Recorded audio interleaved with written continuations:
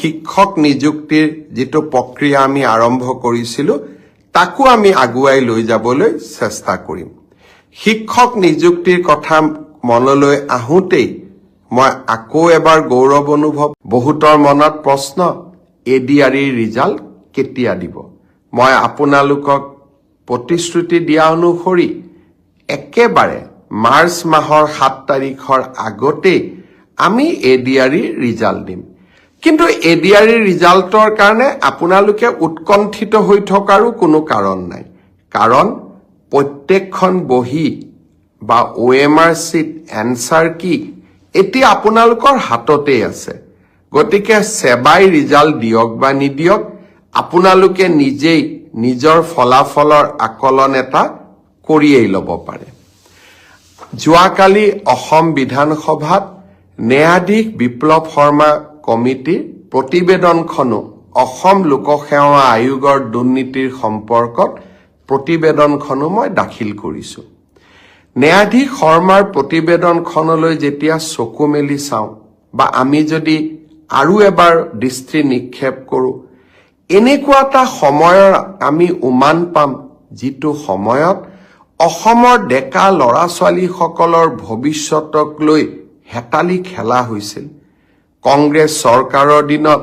লোকসেৱা আয়োগৰ পৰীক্ষাই হওক প্ৰতিটো পৰীক্ষাতে দুৰ্নীতি আৰু টকা পইচাৰ লেনদেনে দুখীয়া আৰু মধ্যবিত্ত সমাজখনৰ পৰা চৰকাৰী চাকৰিৰ আশা আকাংক্ষা বহু দূৰলৈ লৈ গৈছিল এতিয়া মোক কিছুমান যুৱক যুৱতীয়ে সুধি থাকে স্যাৰ ৰিজাল্ট কেতিয়া দিব স্যাৰ পৰীক্ষাৰ ফলাফল কেতিয়া দিব মই মনতে ভাবো যে আজি যদি অসমত কংগ্ৰেছ চৰকাৰ থাকিলহেঁতেন ৰাকেশ পালৰ দৰে এপিএছচিৰ চেয়াৰমেন থাকিলেহেঁতেন কোন তাৰিখে এডিআৰি ৰিজাল্ট দিব অসম পুলিচৰ কোন দিনা ৰিজাল্ট দিব ওএমআৰ সিট কেতিয়া দেখা পাম এইবিলাকৰ উত্তৰ এটাই থাকিলহেঁতেন যে যিদিনাখনে আমাৰ টকা পইচাৰ লেনদেন সম্পূৰ্ণ হ'ব সিদিনাখনে আমি ৰিজাল্ট দিম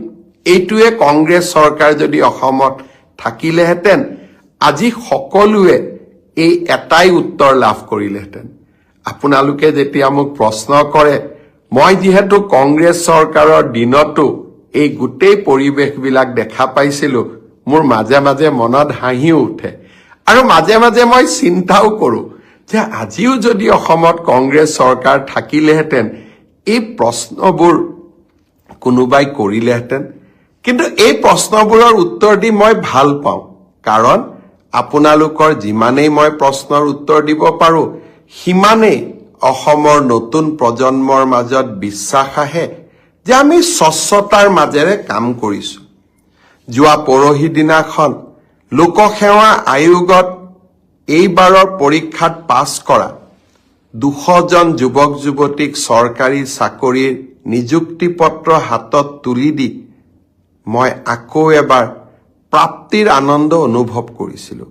এই 200 জন ছাত্ৰ ছাত্ৰীৰ এগৰাকীও মন্ত্ৰী বিধায়কৰ সম্পৰ্কীয় নহয় এগৰাকীও চৰকাৰী শাসন ব্যৱস্থাৰ লগত জড়িত নহয় তেওঁলোকৰ এটাই পৰিচয় আছিল যে আমি ভাল কৰি পঢ়িছো মামাৰ ওপৰত আমাৰ বিশ্বাস আছে পৰীক্ষা দিম আৰু আমি চৰকাৰী চাকৰি লাভ কৰিম সেই ধাৰাবাহিকতাকে আমি অক্ষুণ্ণ ৰাখিম এডিআৰি ৰিজাল্টৰ পিছত লাহেকৈ মাৰ্চ মাহৰ ভিতৰতে আৰু পাৰিলে আৰু আগতে অসম পুলিচৰ পৰীক্ষা আৰু আমাৰ শিক্ষক নিযুক্তিৰ যেটো প্ৰক্ৰিয়া আমি আৰম্ভ কৰিছিলো তাকো আমি আগুৱাই লৈ যাবলৈ চেষ্টা কৰিম শিক্ষক নিযুক্তিৰ কথা মনলৈ আহোতেই মই আকৌ এবাৰ গৌৰৱ অনুভৱ কৰিছো যে অসমত 2008 চনৰ পৰা মাত্ৰ 8000 টকাৰে কন্ট্ৰেকচুৱেল টিচাৰৰ কাম কৰি থকা আটাইকে যোৱা 15 তাৰিখে মই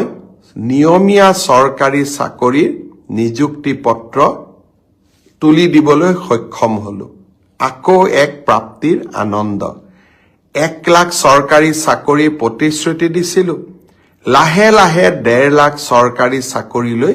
মই গতি কৰিছো এডভান্টেজ অসম পাৰ হৈ যাওক কোন পৰীক্ষাৰ কোনদিনাখন ৰিজাল্ট দিব মই ডেট আৰু সময় দুইটাই আপোনালোকক জনাম এইকেইটা দিন এডভান্টেজ অসমক লৈ ব্যস্ত থাকিম আৰু অসমত উদ্যোগীকৰণৰ নতুন বাতাবৰণ এটা নিৰ্মাণ কৰিবলৈ চেষ্টা কৰিম